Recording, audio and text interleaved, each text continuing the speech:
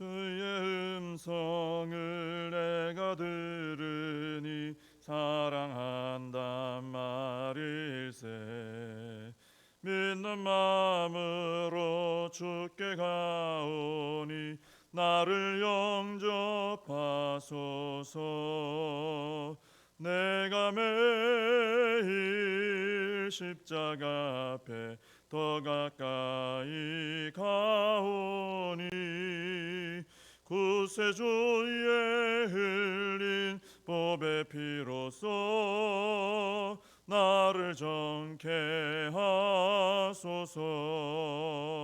주여 넓으신 은혜 베푸사 나를 받아주시고 나의 품은 뜻 주의 뜻같이 되게 하여 주소서.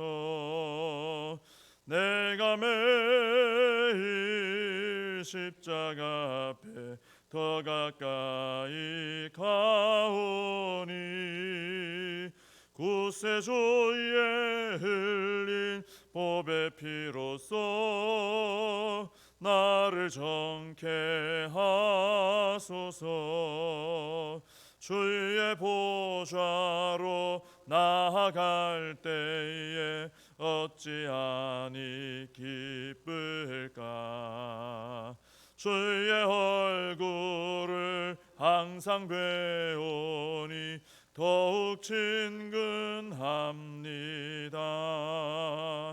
내가 매일 십자가 앞에 더 가까이 가오니 구세주의 흘린 보배 피로써 나를 정케 하소서. 우리 구주의 넓은 사랑을 측량할 자 없으며 주가 주시는 참된 기쁨도 헤아릴 수 없도다. 내가 매일 십자가 앞에 더 가까이 가오니 구세주의 흘린 보배 피로써 나를 정케 하소서. 아멘. 사도신경으로 신앙 고백하시겠습니다. 전능하사 천지를 만드신 하나님 아버지를 내가 믿사오며 그 외아들 우리 주 예수 그리스도를 믿사오니 이는 성령으로 잉태하사 동정녀 마리아에게 나시고 본디오 빌라도에게 고난을 받으사 십자가에 못 박혀 죽으시고 장사한 지 사흘 만에 죽은 자 가운데서 다시 살아나시며 하늘에 오르사 전능하신 하나님 우편에 앉아 계시다가 저리로서 산 자와 죽은 자를 심판하러 오시리라. 성령을 믿사오며 거룩한 공회와 성도가 서로 교통하는 것과 죄를 사하여 주시는 것과 몸이 다시 사는 것과 영원히 사는 것을 믿사옵나이다. 아멘. 스바냐 2장입니다. 구약성경 스바냐서 2장 4절부터 15절까지입니다. 스바냐서 2장 4절부터 15절까지 말씀을 봉독해 드리겠습니다.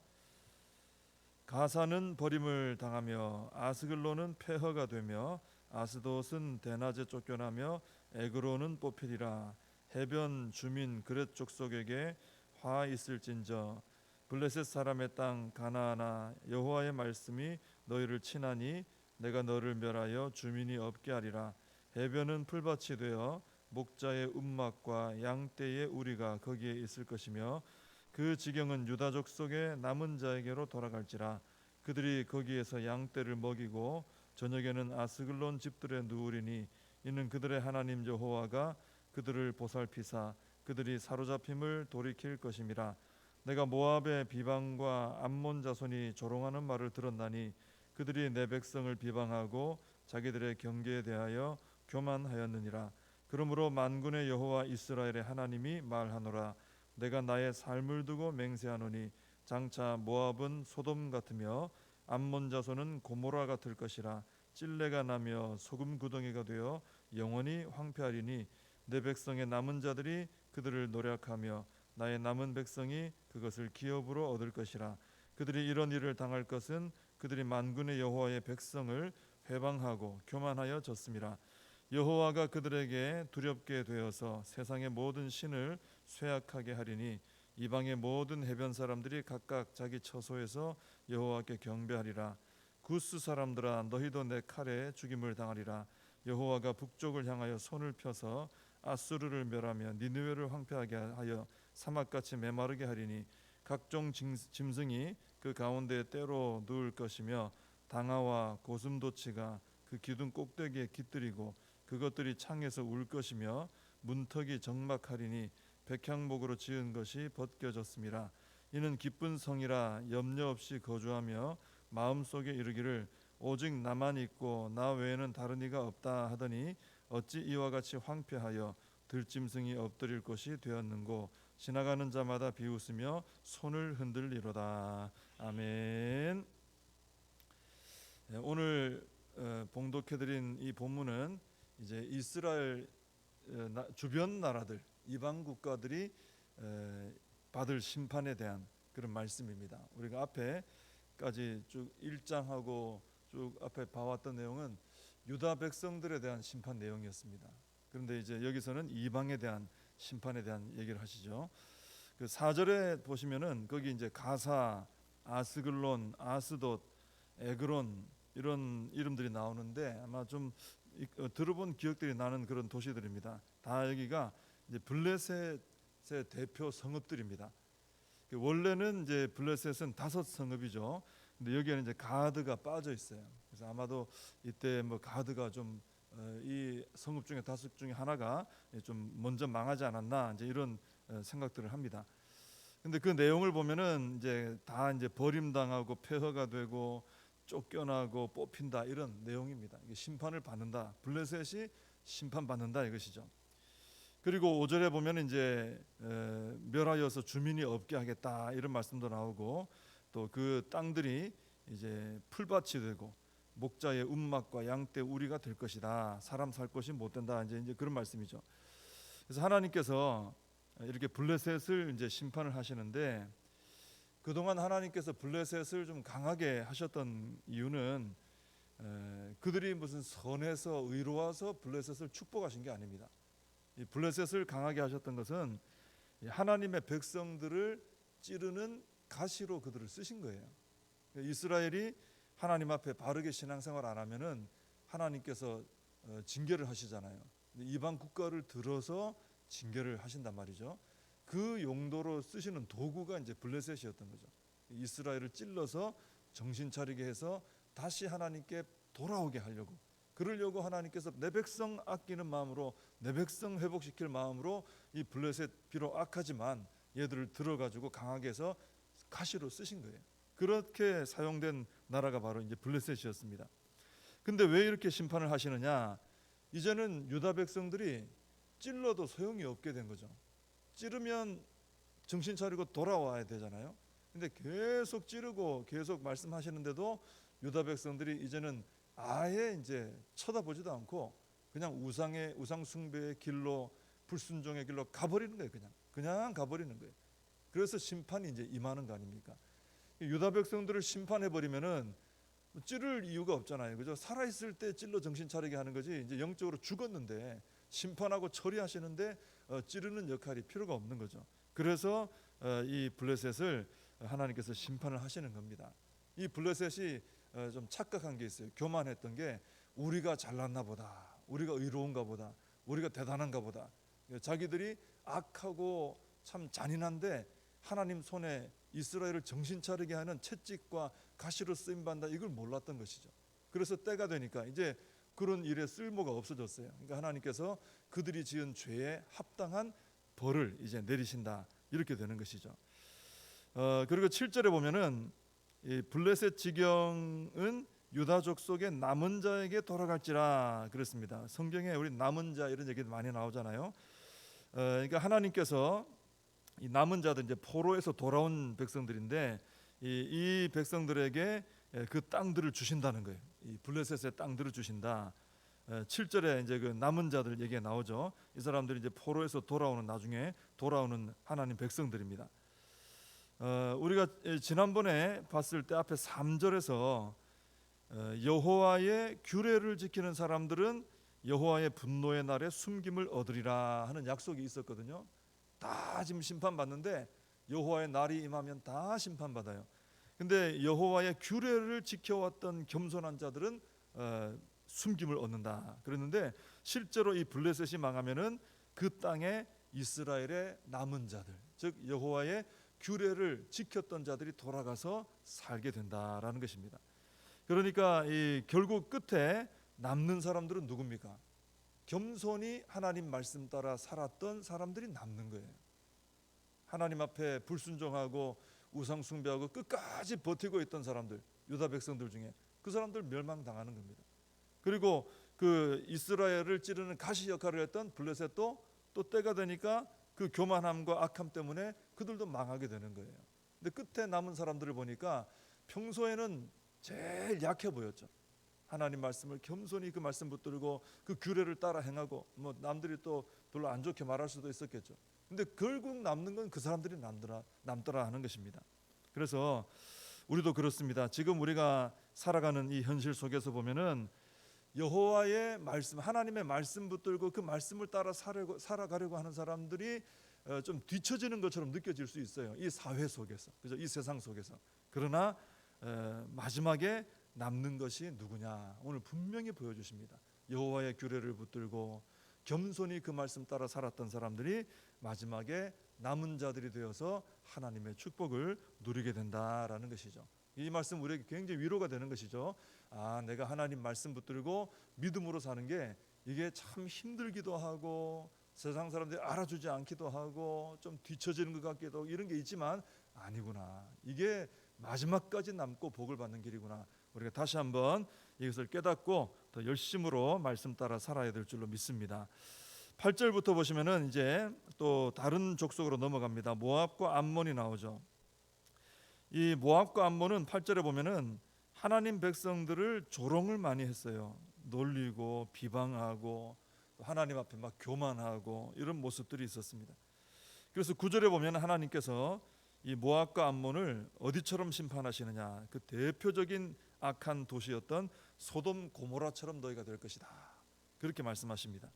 그리고 또 9절 마지막에 보시면 내 백성의 남은 자들이 또 나오죠. 내 백성의 남은 자들이 그들을 노력하며 나의 남은 백성이 그것을 기업으로 얻을 것이다. 여기서도 보니까 끝에 이 모압과 암몬 자손의 땅을 차지하는 자들이 누굽니까? 하나님의 남은 자들이다. 하나님 앞에 이 끝까지 신앙을 지키며 남은 자가 된다는 거예요. 이게 축복이에요. 이게 하나님의 놀라운 은혜고 이게 가장 큰 복입니다. 그래서 엘리야 시대에도 하나님께서 바알에게 무릎 꿇지 않은 7천 명을 내가 남겼다. 이사야서도 보면 그루터기가 남아있다. 나무 다 배임당해도 그루터기는 남아있지 않느냐. 남은 자, 그들을 남겨서 그들을 씨앗으로 삼아서 또다시 이스라엘을 하나님 일으켜 주시는 거죠. 그래서 우리가 참 영적으로 어려운 시대이지만은 바알에게 무릎 꿇지 않고 끝까지 믿음을 지켰던 그 남은 자에 우리가 속해야 된다라는 것이죠. 그 은혜를 누리고 그 남은 자로서 말씀을 붙들고 오늘 본문에 나오는 여호와의 규례를 끝까지 지켜나갔던 그 자리에 우리가 서야 되겠다라는 것이죠. 그 놀라운 것이 가장 큰 축복이고 마지막까지 남는 승리가 되는 줄로 믿습니다. 특히 하나님께서 모압과 암몬을 심판하시는 이유가 뭐냐면은 그 8절에도 한번 나오고 10절에도 한번 나오는데 하나님의 백성들을 조롱하고 비방하고 회방했기 때문입니다. 이것을 하나님께서는 교만이라 그러셨어요. 교만. 왜냐하면 하나님의 백성을 조롱한다라는 것은 그들의 왕 되시는 하나님을 조롱한 것하고 똑같아요. 하나님께서 교만이다. 이거는 신약에도 보면은 예수님께서 사도 바울을 만나 주셨을 때도 교회를 핍박하고 있는데 사도 바울에게 왜 나를 핍박하느냐 그랬습니다. 그하고 같은 말씀이죠. 하나님께서는 하나님의 백성과 하나님을 하나로 보시는 거예요. 하나로. 따로 안 보시고 하나로. 교회를 핍박하면 나를 핍박한 걸로, 성도를 핍박하면 하나님을 핍박한 걸로, 교회를 조롱하면 하나님을 조롱한 것으로 그렇게 보시는 거예요. 그래서 이것이 바로 교회를 핍박하고 성도를 핍박하고 조롱하는 것이 하나님 앞에 교만한 죄가 되는 것입니다. 그 하나님을 향해서 하는 것과 똑같기 때문에. 그래서 우리는 이 세상이 때로는 이 교회를 핍박하기도 하고 성도를 조롱하기도 하고 그런 일이 있죠. 그때마다 우리가 왜 그러냐 하는 어떤 그 감정적인 이런 대응을 할 것이 아니라 이런 부분들을 좀 살펴볼 필요가 있다는 거죠. 오히려 그래서 좀 불쌍히 여길 줄 아는, 큰일 났는데 저러다가 이 교회와 성도를 핍박하고 조롱하는 건 하나님을 향해서 조롱하고 핍박하는 것인데 저렇게 하다가는 참 하나님의 진노로 살 것인데 하는 그런 어떤 두려운 마음, 그 불쌍히 여기는 마음이 오히려 우리에게 있어야 된다라는 것입니다. 그러면서 오히려 그런 조롱과 핍박이 있을 때 거기에 눌리지 말고 오히려 우리는 진리를 더 붙들고 진리를 따라 행하며 살아가야 된다라는 것입니다. 12절에서 이제 15절까지는 구스, 아수르, 니느웨 이런 나라들 심판에 관한 말씀이 나오는데 그들을 심판하시면 그들의 땅은 다 황무지가 되고 짐승들이 이제 거기 살게 될 것이다. 그런 내용이 나오고요. 15절을 보시면은 그 나라들이 이 구스나 아수르나 니느웨, 이 아수르, 니느웨는 많이 들어보셨잖아요. 강대국들 아닙니까?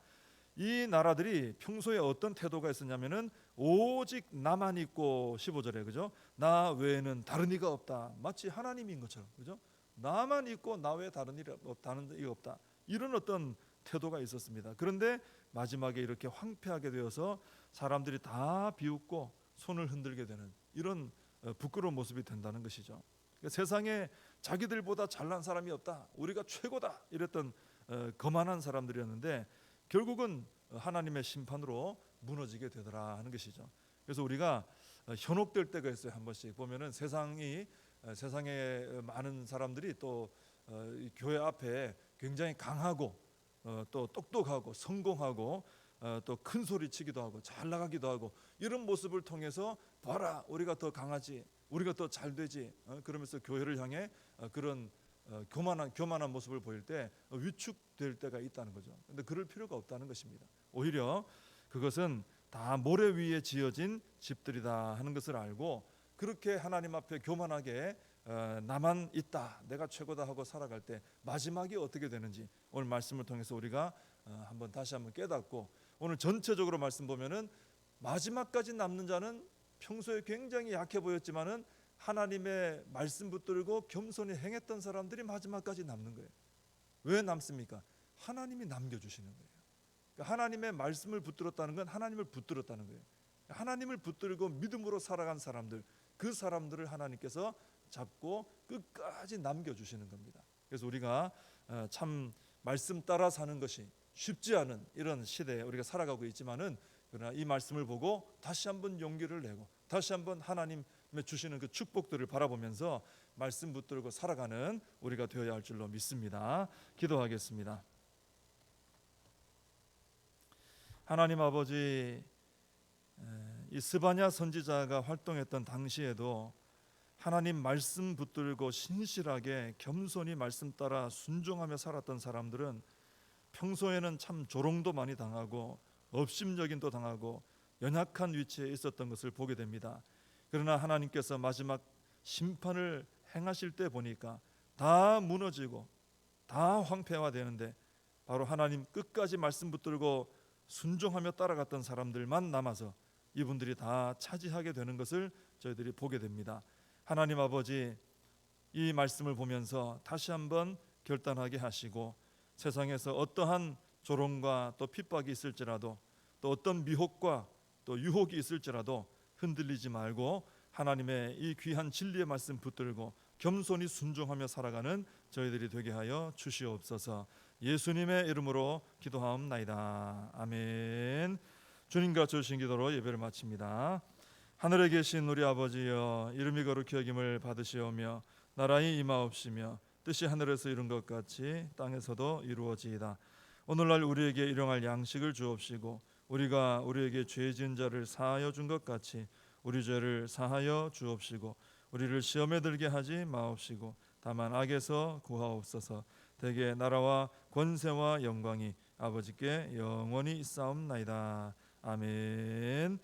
오늘 말씀 붙들고 함께 기도하시고 이 나라 민족을 위해서 또 우리 복정교회 부흥과 우리 다음 세대 부흥을 위해서 또 남아있는 여름 사역들을 위해서 우리 사명 붙들고 기도하겠습니다.